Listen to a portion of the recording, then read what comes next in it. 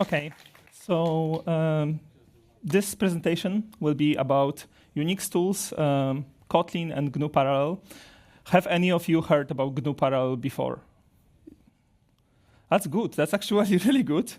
So let me introduce myself. My name is Artur Dziedziczak. Originally, I'm from Poland, moved to Netherlands 5 years ago.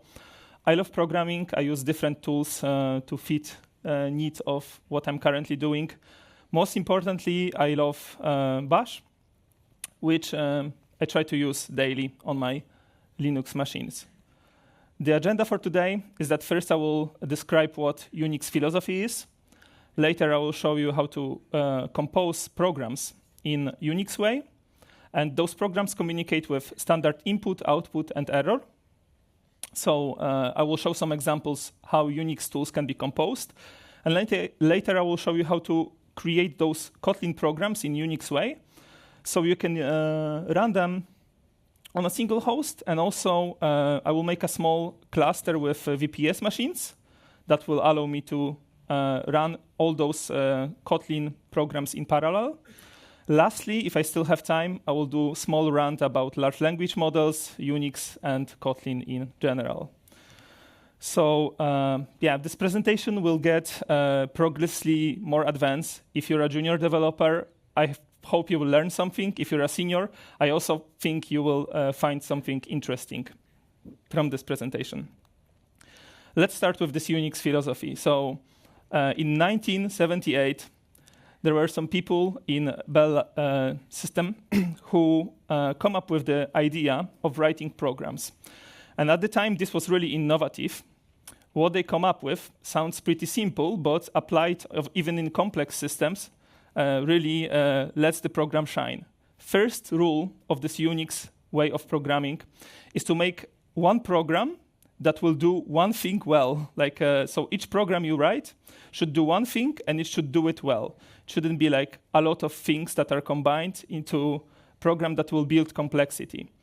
Output of those programs should be treated as an input to another, but yet unknown program. So you should think about connecting those tools in a way that will allow multiple of them to communicate, but you should not expect what next program will consume your output. Basically, treat everything as text, and it should be good. You should also design and build this software in a way that it is tried early, and ideally within weeks. If it doesn't work, just wipe it out, start from scratch, make it small enough that it's maintainable, and you can use it. There are more rules, a bit more advanced. Some of them are a bit rude, so I didn't put them into this presentation, but it was 1978, so yeah, it didn't last time. When it comes to the tools that you probably use, all of you, those are the GNU Linux utility core tools, and programs such as ls, cat, make, dir. I think all of you know how they work, right? But there are more advanced tools like diff or grep, set, cat, awk. The list goes on and on. The composition of those tools, you're probably also aware of that, but you can compose them. So I will give some small examples how I will use those really simple tools to parse a CSV file, okay? I will cut a cut, and I will read this output, paste it together, and filter only the chunky cuts. Usually you would do it in your Excel, but you don't need to do it with Excel, okay? So let me start.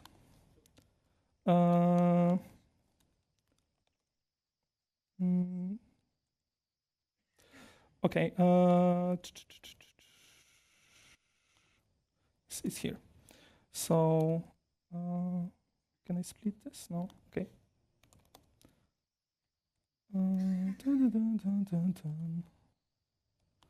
Sorry for that. It will take a small moment to move around things, because I have a lot of terminals, by the way, if you notice.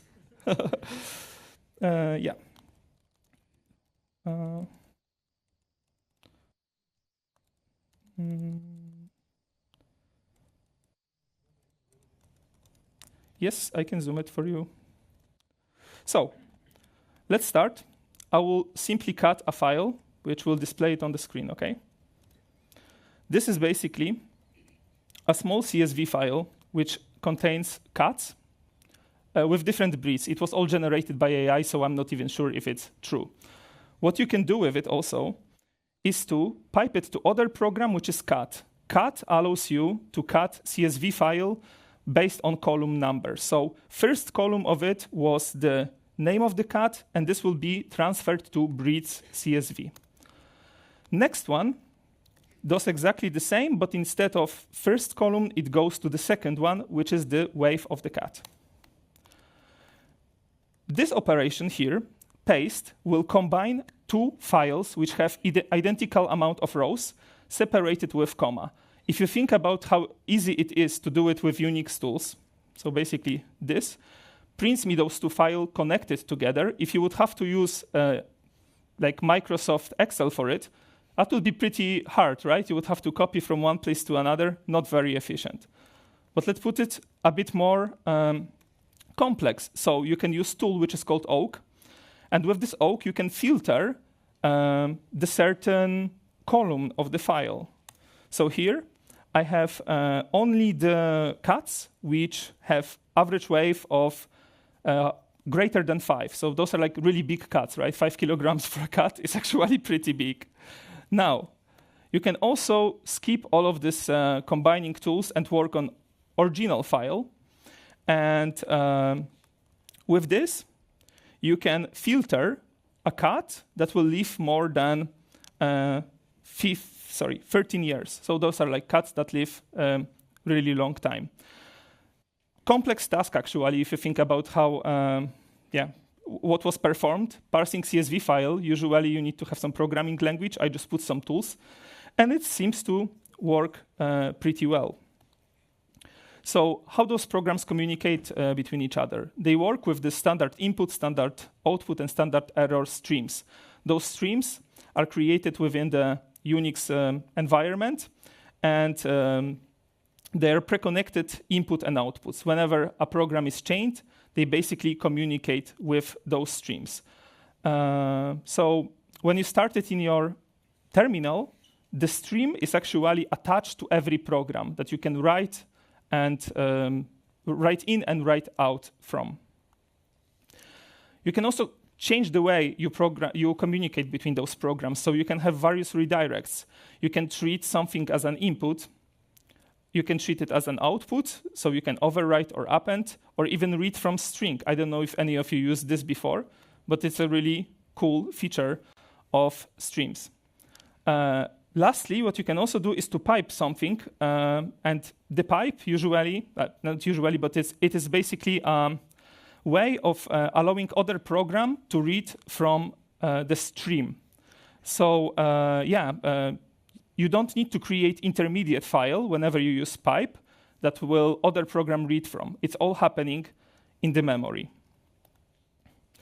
Those tools that I showed you are Unix tools. So I was thinking, let's maybe write simple Kotlin programs which will do this, like basically similar things, read from the input stream and then perform some operations. This is a really simple Kotlin tool. What it does, it is reading input stream line by line. And it's performing a regular expression that whenever there is a number in the line, I am showing output in a error stream. And if it's just a normal text without any number, I'm printing it out again and increment the counter. So it's like a really simple line counter, which is also a Kotlin program. So,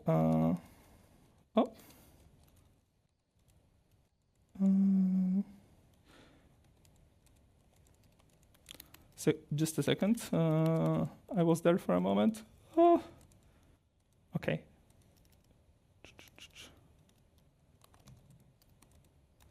Okay. Yeah. Okay. So let me go to the snippets because a lot of them will be repeated. Now, the program that I just showed you, I will try to run it with just a normal input stream coming from my keyboard. So whenever I type something, it outputs me numbered lines, right? But now if I type 2 or 3, suddenly it shows that those lines are containing number. The incrementation still happens, but the output is redirected to the error stream. How you can communicate in other ways with this program? So you can echo something to it, just as you would do in normal Unix way. You can also echo something in multiple lines. Then basically, what I'm doing now is I have letters from A to Z, split spaces with new lines, and start to count it. Okay? Already simple program, but it has a quite capability of numbering those lines. What I can also do is to put some numbers also. So the last list is this set of numbers. Those are projected on the standard error stream, and those stream can also be manipulated. So if I don't want to have error in my output, I can simply redirect it to def null, and def null basically will discard it. I have only the standard output. Pretty simple, right? What if I would like to have some logging capability in my application?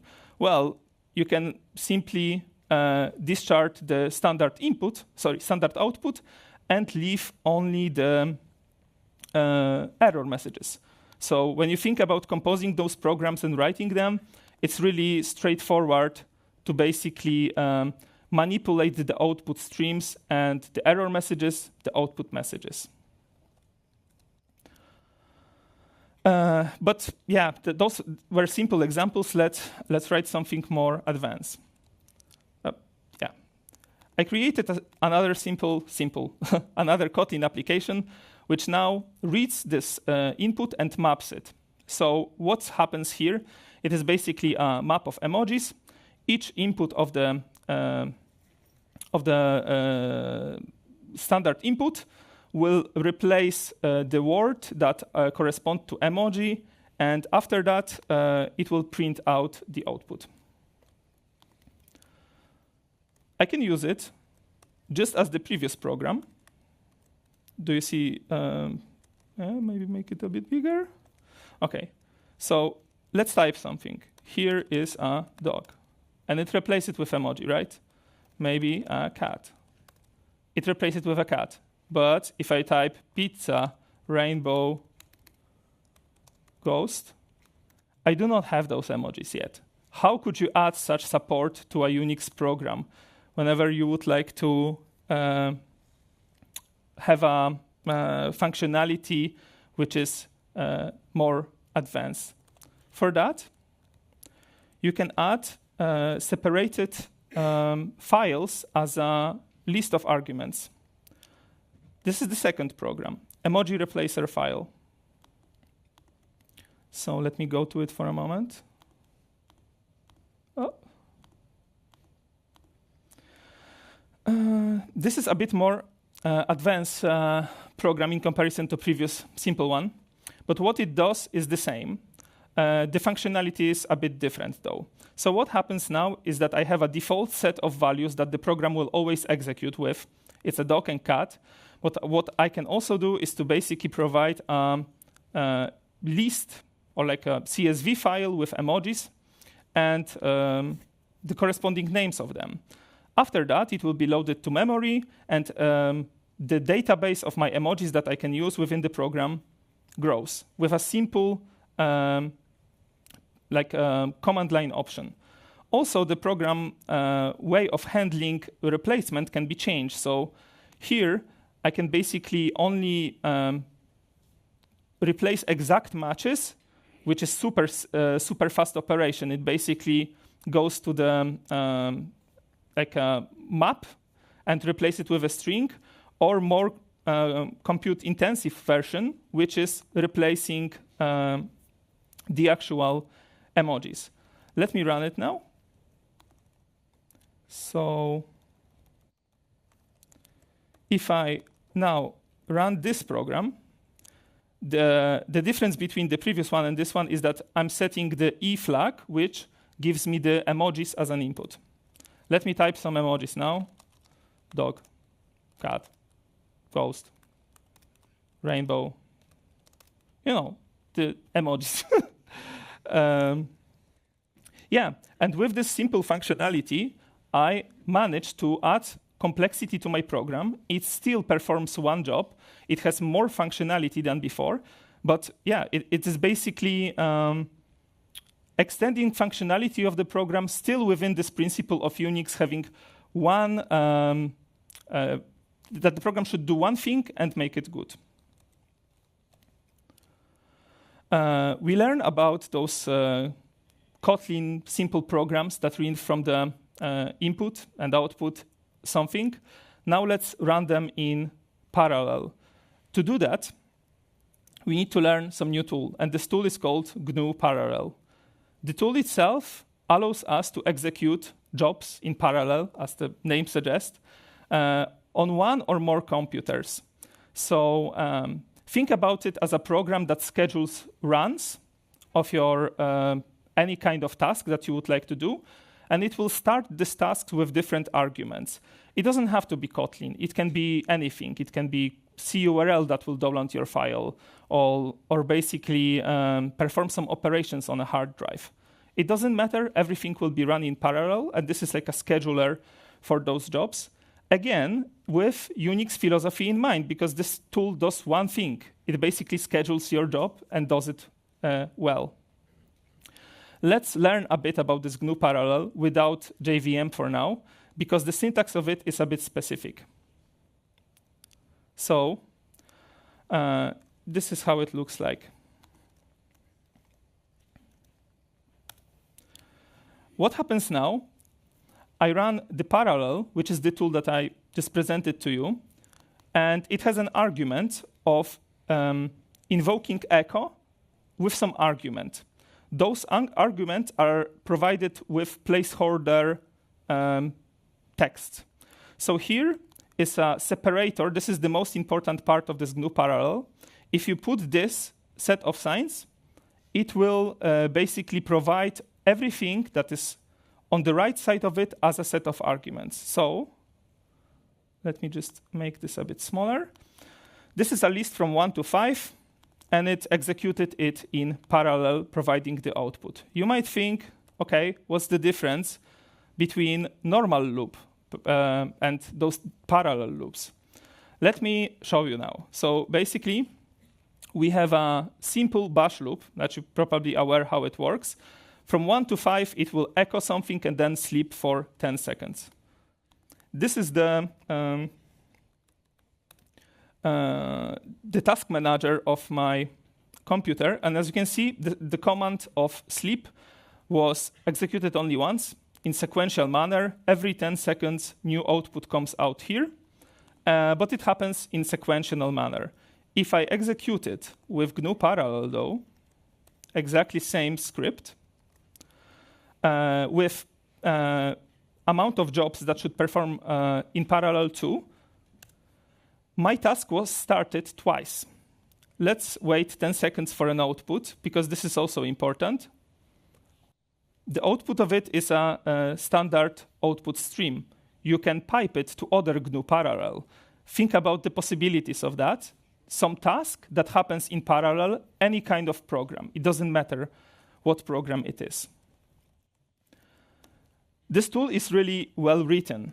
Someone really thought it through, and you can have multiple named parameters. Here I have numbers from 1 to 5 and from 5 to 10. To access those arguments, you need to have placeholder index of the actual argument. So if I run it now, you will see that it basically combined all arguments together. So first job was executed with number 1, and number 5, number 1, number 6, right? And then the second one, you get the drill, right?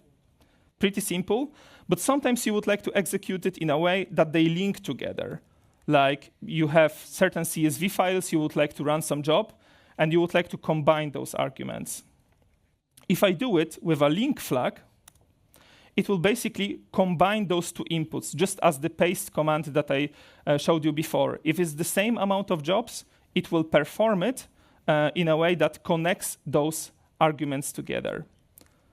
As I mentioned, the output of this GNU parallel can be piped to other Unix tools. So for example, here, I performed the echo of a number with numbers from 10 to 1 and pipe it to sort, which sorted correctly. If I run it without the sort,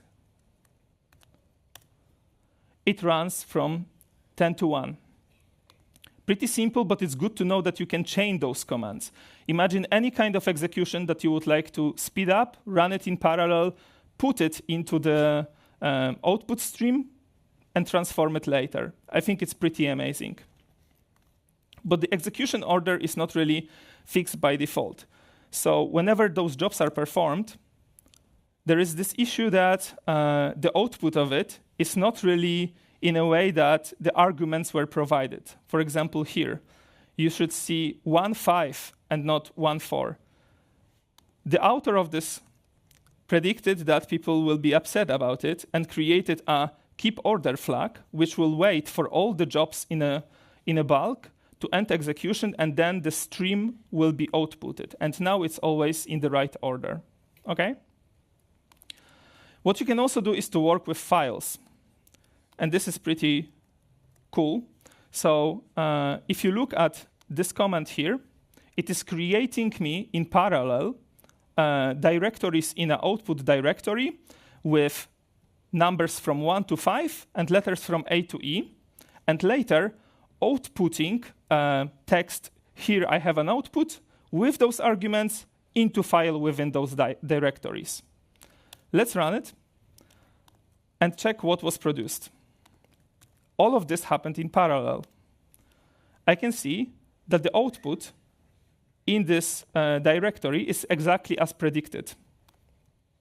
Not only that, all the streams that those programs created outputted correct output to the right files. It's really amazing when you think, if you ever have to write some parallel computation script with outputs, it suddenly gets tricky how to even synchronize this. With tools like this, you don't have to do it. So yeah, this GNU parallel is really feature-rich. You can do a lot. But how does it connect to our Kotlin programs? Well, you can also run them in parallel as any other process in Unix. For that, I generated a file which is 1 gigabyte of words. If I cut it, words, txt, head, and 20, you will see that this is just a gibberish information, multiple lines, 1 gigabyte of data. Let's check how much time it will take for processing of this done completely in a sequential manner. So I started it, and let's check what happens with the files that are generated with this. As you can see, the amount of megabytes grow. Every 5 seconds, I'm invoking how many megabytes this file has. And you can see that, OK, it takes some time to process. It happens in sequential manner. If I check what is happening with my CPU now, like with my unit that is processing it, I see that it jumps from multiple cores. And basically, there is one process of Kotlin program of this emoji replacer file that is computed. So if I now search for it and type replacer, okay, this won't be visible, I think. But basically, okay, those are JVM processes that are happening, but the one that started it is only one. And this takes for a moment. Let's wait for it. In the meantime, maybe I will explain what other terminals are here. So this one on the top is the one from my machine. It has 7 cores. It's my fiance's laptop. Really, really cool device. And the ones below are the VPS machines that I basically paid for, €5 a month. They have 1 core and 1 gigabyte of memory. Later, I will use them for some batch processing of those Kotlin scripts that now are running on the single machine. Okay, there is like 900 megabytes, so I still need to wait for like, I don't know, a second or maybe 5 seconds. And the file will be created. Let's see how long it took. Okay, the file is created. It took 2 minutes to perform this operation. To parse 1 gigabyte of file, replace these words in this file into emojis that correspond to CSV of emojis provided. Now let's do it with GNU Parallel instead. So now I will also do exactly the same with a change that I schedule those programs to run in parallel with a block size of 1.15 gigabyte. 1.15 gigabyte of the data coming from this file will be scheduled into multiple processes of Kotlin application. Let's run it. And as you can see, my machine starts to heat up. Like, it has a lot of processing going on, a lot of tools here. 7 cores perform all the operations. And let's see how much faster it will be, because it should be way faster than the previous one. Probably around 25 seconds. Oh, sorry. Oh, 21 seconds. Who could imagine that it will be exactly that?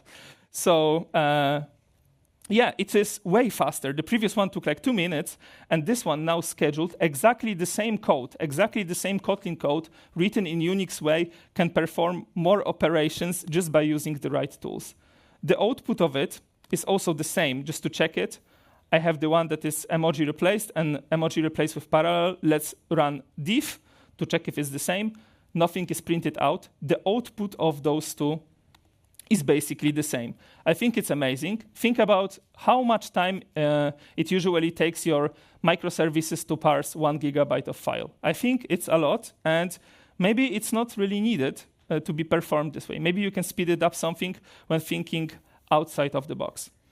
Those programs can also be run on multiple hosts. So you know, not only can run it on your computer, but GNU Parallel has this functionality on scheduling jobs on multiple hosts.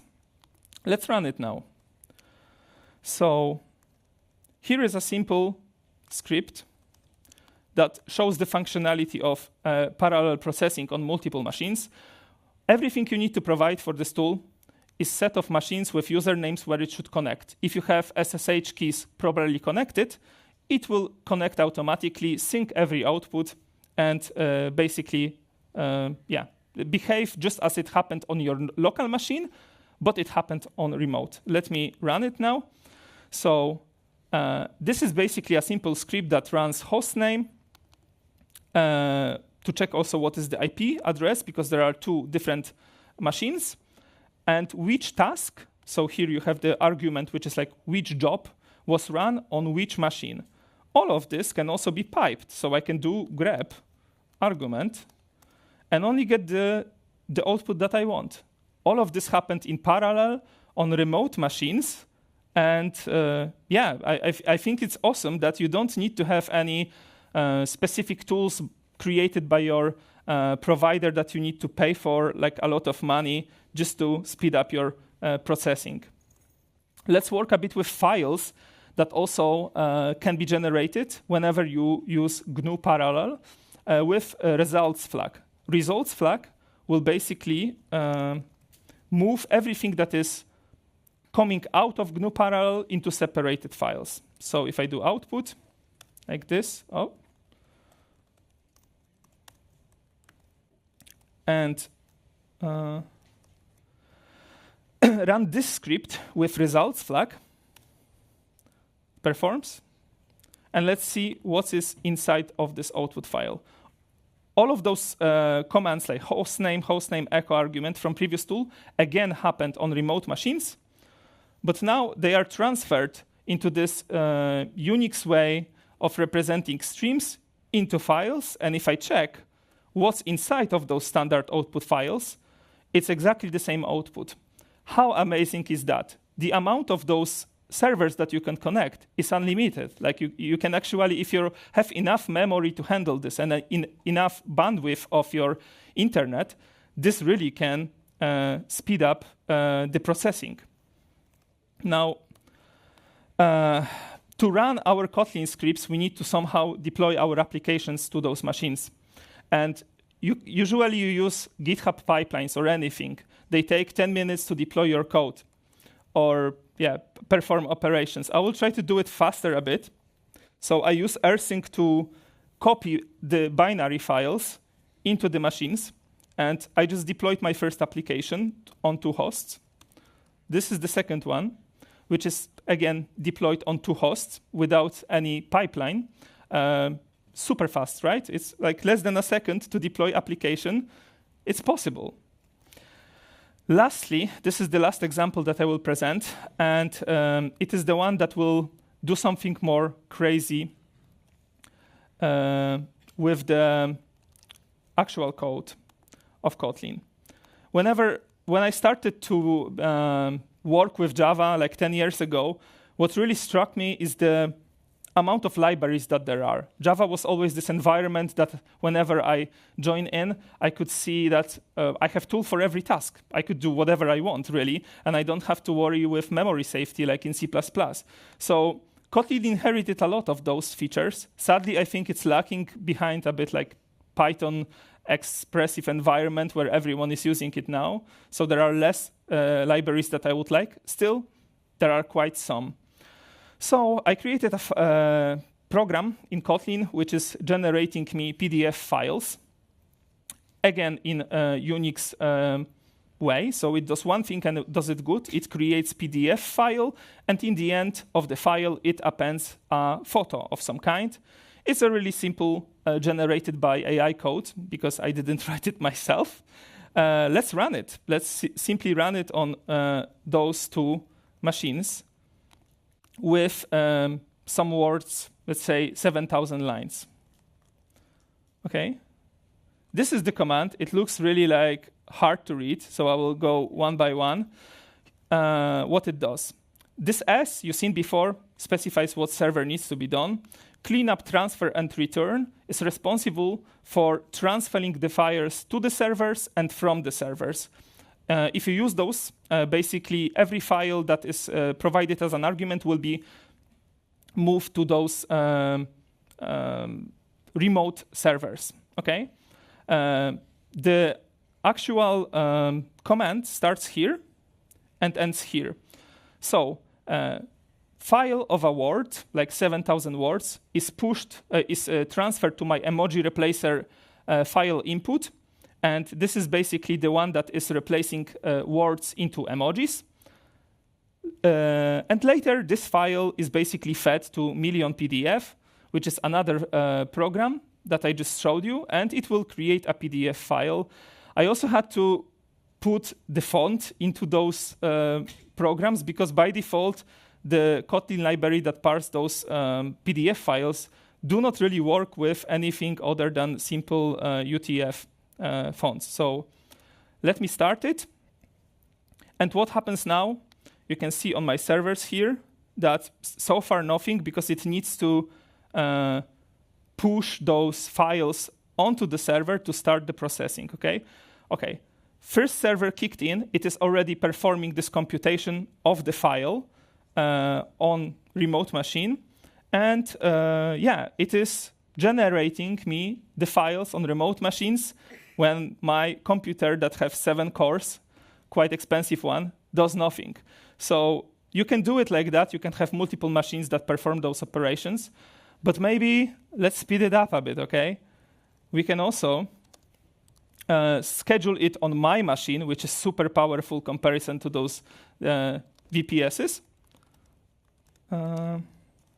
And also on those remote machines. So I have like full computing power of everything that, of every environment that I paid for, basically. Let's start it now. As you can see, the computer has like, as before, everything is fully utilized. Every core is performing job. But now what happened also, those VPSs are also performing jobs for me. And if I go to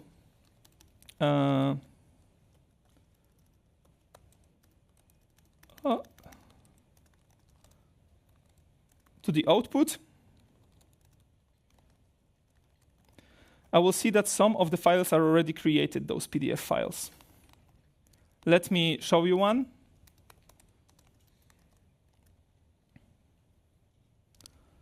Okay, so it's a file with almost 8,000 pages. It has some emojis, as you can see. I will zoom in. Because the program that was doing parsing of text to emoji is a separated program, I pipe it to this PDF creator. So it is basically Unix philosophy of connecting Kotlin programs. And in the end, I also put some photo, which I took in London. It doesn't look like London, but it's actually London. It was a beautiful day.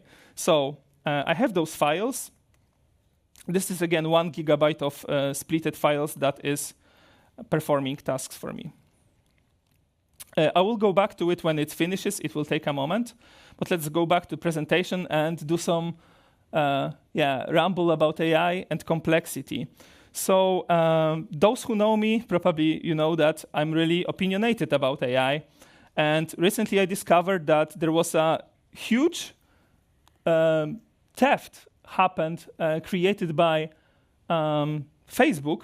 What they did, they scraped 82 terabytes of books which were stolen from LibGen. And LibGen is like a library that researchers usually use to actually, do their job whenever they cannot afford to pay for something. Meta did it for free, like basically they stolen it. But because everyone is using intellectual property this way, we have problems like that no one can put them into responsibility, and those AI models are trained. Gladly, there are some models which you can use. For example, in DuckDuck AI, highly recommend you to try it, because here you can check different kind of models. This is, by the way, totally free. So here you can open it up. You can chat with it. Like, for example, I chatted here.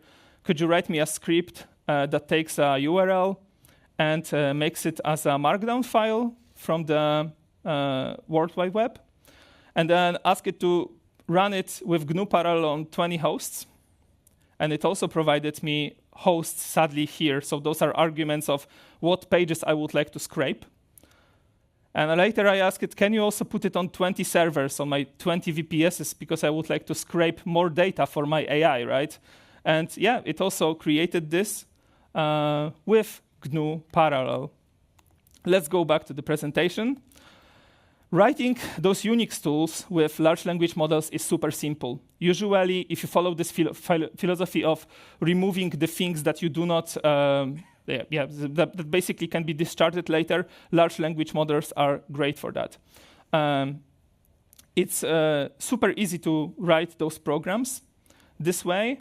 And I noticed that the smaller it gets, the better AI is at doing this job. So whenever you have smaller pieces of programs that you combine together, AI starts to really shine in that. Reducing complexity is very important. I see there is, like, now everyone is using microservices, service meshes, but it's, I think the most important tools that we have in our toolset are the ones that are easily pluggable. If you can plug it with some testable interface, it really allows you to develop faster and to deliver to production faster. Lastly, scaling horizontally is a key if you want to achieve high performance. With such tools as GNU Parallel, you can really scale things horizontally. The advantages of it is that if you use Kotlin with this Unix philosophy, you can compose those programs and perform complex tasks. If you think about everything that I showed you now, it's basically, you might think simple, replace text and to emoji, and then create PDF file. But if you would like to scale your architecture with microservices that would do it, suddenly this is like a tedious job. A lot of things are can go wrong, and I still parsed 1 gigabyte of file in a couple of seconds. So I think if you just think about outside of the box, you can accomplish a lot. those programs with GNU parallel, it doesn't have to be Kotlin, but in my examples, it was Kotlin. Any kind of task, any kind of Unix tool that you would like to run in parallel can be run in parallel with this tool. If you follow this standard input, output, and error, and treat it as a default for your applications, it's probably enough. You don't need more. If you think about the complexity that grows whenever you have some more streams or more inputs to your programs, it immediately starts to grow. And this way of connecting programs really hides complexity, so you can focus on problem solving. When I separated the PDF generation and text replacement, suddenly the core features of those two programs are small enough for me to understand all of it, and connecting it together allows me to work on this abstractive layer. Okay, I have 4 minutes, so I will speed up with limitations. Basically, memory is always finite, and you need to keep that in mind. If I would schedule 1 GB of processing on those VPSs, there would be an issue that basically I would have JVM out of memory error. You need to know that. The tool itself allows you to stop processing and resume it after that, which is great. The input and the streams are also limiting. So whenever you need to introduce something new to your program, and it's not the core functionality, it's good to use files instead as the input to this program. And the tools that you will develop this way will probably be dedicated for power users. So people will have to know how to use terminal. And sometimes it is good, maybe some power users would benefit from it. Not everything needs to have GUI to play around. Okay. Thank you, everyone, for listening to me. I hope you learned something. I hope you will try those examples not only at work, but also at home. Try to work with Unix Philosophy. You can visit my blog if you want. All the sources are on the right. And yeah, thank you. Are there any questions about it?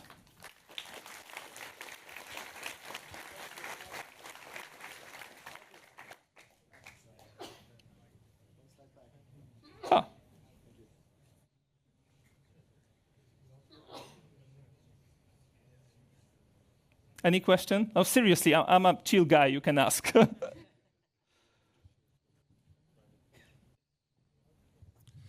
you for the talk. It's very interesting. Reminds me a lot of my early Unix days.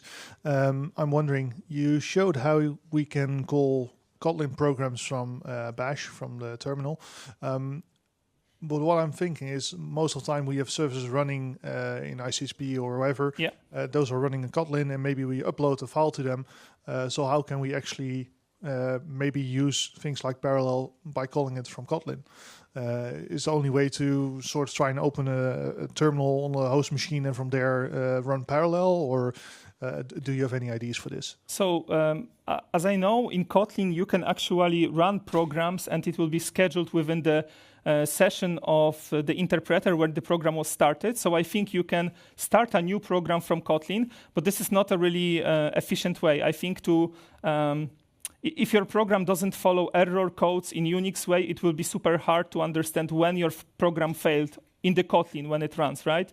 So I would say this is hard, but doable. I think a lot of scrapers work this way, that something is deployed to a remote host, then web browser is started, and the output of it is taken care by the hosting program written in Python or in some other application. In ICHP, I'm pretty sure what you can do is to get list of the hosts and then basically have like one running node that will make sure that the jobs are executed on multiple machines. But all of them needs to have SSH keys, because this tool doesn't allow you just to unsafely put passwords, which is good about it, I would say. Yeah. All right, thank you.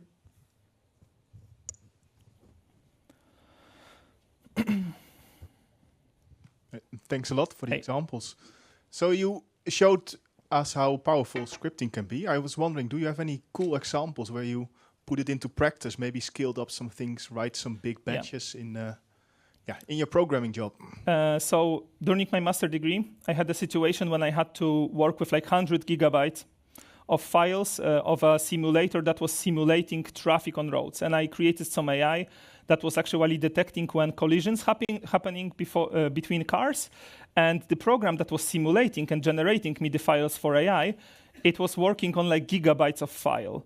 I didn't want to pay for services that would cost me a lot to perform it. So I bought a simple computer from Marktplatz, connected it to also my laptop, and suddenly, after like 30 minutes, I had 100 gigabytes parsed. What I also did is to use NFS. So when you have a common it's a network file system, right? So you can also schedule it in a way that GNU Parallel is not transferring those files, but the NFS will do it for you. And then you don't need to worry about anything. You basically schedule it on multiple machines, and everything is connected by NFS. That really speed up everything that I did for my master thesis. It was an amazing tool when I discovered that I can do it. Cool, thanks a lot.